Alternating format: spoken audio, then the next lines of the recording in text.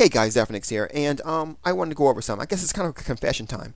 So, as of you guys may have seen, there was a video out there regarding me and talking about my Xbox 360 days. You know, I'm sure you talking about my Xbox 360 and how I got the red ring of death. Truth be told, it never got the red ring of death, which basically means I lied to you. And why did I lie? But I'll tell you why I said what happened that day. I'll tell you that much. I wanted a PlayStation 3, and that's pretty much the case. It's been about, 5 to 8 months since I last had a PlayStation 3, and I wanted to see what it had to offer. I wanted to see, what it had to offer. So I did. I sold all my stuff from my Xbox 360 and got a PlayStation 3.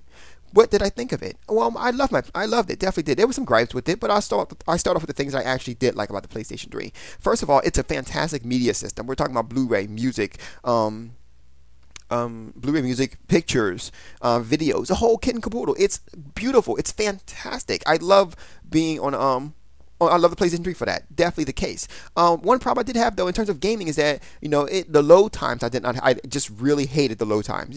A testament to that is like certain games like Metal Gear Solid. Well, it kind of had load times, but even games like coming soon, like Mod Racers, has apparently had at least 1 minute load times. They said the races are great, but 1 minute load times is just kind of crazy. But at any rate, that was just one of the problems I had with it. Another problem I had with it is just didn't have the games that I wanted or cared to play. And let me make sure you guys understand that. I'm not talking about it didn't have any games, by all means, but it just didn't have the games that I liked. I mean, to be honest with you, I'm a big fan of Uncharted. I loved Uncharted. I'm like one of the very few people who actually not only I downloaded both demos. I actually bought all 4 of the webisodes or web animated comics. I downloaded all 4 of those, and I've watched them more than once. Okay, I love that whole story part to it. The whole thing is fantastic, and I wanted to get the games. I just haven't gotten the games, so that's pretty much the case. But in terms of online, yeah, the online still sucked for me. And by all means, I'm talking about I had the thing. I did not have it wireless. My thing is this: if you're a gamer and you have you're wireless, you're connected to like your internet wireless, then you might as well consider yourself casual, because anyone who like wirelessly connects their gaming machine and does gaming like that is utterly, I don't even know what the word to call it, but let's just say it's not good. Okay, let's say that's not the best choice of things to do, and I'll explain that to another video. But at any rate, so on that note, like I said before, I was wired. And I still had the same problems that I had, with online, such as random disconnects and things of that nature. The online store, I did like. It wasn't updated as much as the Xbox Live was, but it was still updated enough, and I did like it. So, I like the fact that, between the selling the things, the selling the TV shows and the movies versus selling the games, all of it was actually really good. And I like the fact that they have multiple categories to put them in. So the online store was done really well. However, I gotta admit, I just so happened to like the Xbox Live version better. I mean, I just like the way it looked better. It's not the fact that I hated the PlayStation 3 store, PlayStation Network store. In fact, I actually did like it, but I just liked the way the other one looked. It was just a preference thing.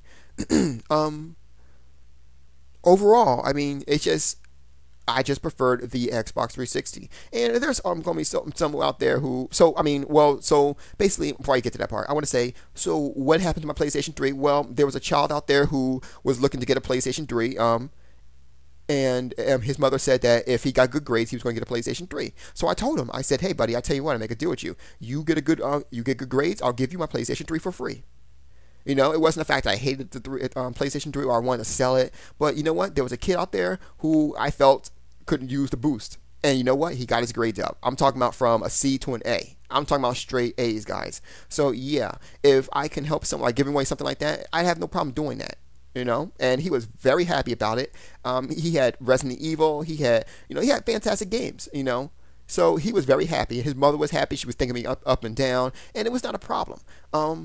Because I knew it was a good system. I was not, giving him shit, basically. The PlayStation 3 is an epic system, and like I said before, one thing that PlayStation 3 fanboys always cry out on is that they cry out on paying to play for Xbox Live, in which, quite frankly, I have no problem paying to play. I mean, let's face it. I mean, it's been said many times. I'll say it again, dude. I lose $50 a month. $50 a year rather. I lose $50 a year. So putting $50 a year into a PlayStation Xbox Live is not a bad thing. In fact, you guys should stop complaining about it and consider putting $50 a year into your PlayStation Network, because if you did, you wouldn't have to worry about Sony turning around and deciding that they're going to make you pay for premium services. All jokes aside, you really should. Another thing is, I mean, yeah, you do have the choice. I mean, it's nice that you have the choice, but if you're not paying, then you're screwing yourselves as well as your fellow gamers on a PlayStation Network. It's just the truth. Another thing is that reliability. I do have an Xbox 360 now, and like I said, I never got the Red Ring of Death. But the thing is, though, it's nice to know that your system is not going to flake on you in a moment's notice. That's definitely, that speaks in volumes. That's all I got to say about that.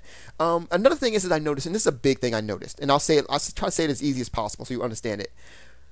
Xbox needs Xbox Live, but PlayStation 3 does not need PSN. What does that mean? That means that you'll get the same amount of enjoyment out of or at least somewhat the same amount of enjoyment out of your PlayStation 3 without PlayStation Network, but you will not get the same amount of enjoyment on your Xbox 360 without Xbox Live. Seriously, and I'm pretty sure Microsoft kind of aimed it in that direction, but that's pretty much the case.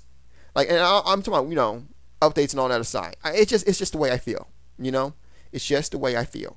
Between a Blu-ray player, the picture thing, you'll get a lot more content out of PlayStation 3 without PlayStation Network. Compared to getting Xbox 360 without Xbox Live is what I mean. Just comparing both systems. I think that you'll get more mileage out of your PlayStation 3 if you are a gamer who only games offline is what I mean. Overall, like I said before, it's a fantastic system. A lot of people always come to me saying, Zeph, which one do you think I should buy, an Xbox 360 or a PlayStation 3? Honestly, I can never tell them the answer because I'm torn between both. Like I said before, even though I don't have my PlayStation 3 no more and I now hold an Xbox 360, I still, love the system. I think the system is fantastic. I'm definitely looking forward to some of the games that are coming out. And I know a lot of people say, well, you're always bad-mouthing the PlayStation 3, so what the hell? Well, yeah. I mean, there are a lot of things that it needs to fix, honestly. Same thing with Xbox 360. I mean, be perfectly honest with you. And I'm just going to flat out put it. The only thing that holds the Xbox 360 back and allowed PlayStation 3 to have gotten as far as have gotten is because of the RROD. You can dispute it all you want, but you know what? I don't care. It's just I'm thinking it's my opinion, but at the same time, my opinion is backed by the numbers. The only thing that and not to mention is backed by history. I mean, it's always said that the most powerful system rarely ever wins the console war, and no one ever looks at, wow, this has the best graphics, so let's go to this one. It took a lot of systems a long time to realize that. A lot of game companies rather, a long time to realize that it's not about the graphics as a whole, but about the gameplay and about the games that it has on the system. And Xbox Live has it in spades. So the fact of the matter is that, that Red Ring of Death definitely does hold it back. I mean, to be honest with you, even though I have an Xbox 360, and it is a Jasper, by the way, so I'm not really worried about the Red Ring of Death as much as I was with the other systems. I am actually, one, I had to make sure it was a Jasper, and two, I'm not going to buy I would not buy an Xbox 360 at the full retail value. Why? And I got my particular one relatively cheap. We're talking like I got an Elite for, I think I bought the Elite for, I think 200, I think it was, or 250 or something like that. It was really cheap. And I got it because I got it like that because I don't want to pay for a system that potentially will break. At least I'm not pay full price, and I won't do that. I may like the Xbox, and I may like everything the Xbox has and everything like that. I do. I love a lot of games on the Xbox, but I will not pay retail value for something that just might or might not break. Now, when the Slim comes out, if it does come out, we'll talk about that when it comes out. But as of right now, yeah, I'm going to sit back and relax and enjoy my used Xbox 360. And if there's a lot of people out there, I want to say this too. There's a lot of people out there who's willing to say, you're a fool for, you're a fool for purchasing the Xbox 360. Well, let me tell you something. I purchased the Xbox 360. I purchased the Xbox 360 with my money, not anyone else's money, but my money. So pretty much, I do what I please. And only time I'm a fool on purchasing something is if I'm only a fool when I purchase someone because someone said to purchase something. Meaning that I'm only a fool if I choose, what I choose to buy is based off other people's opinions. And that's just it. Now, if I go and buy something off of my own opinion because I wanted to buy it, then I'm not a fool. I'm a customer, and I'm a customer with my own mind. You know, I'm not. That makes me not a drone. That makes me my own individual. You have a good night. I'll talk to you guys later. Drop me comments. You know I always reply.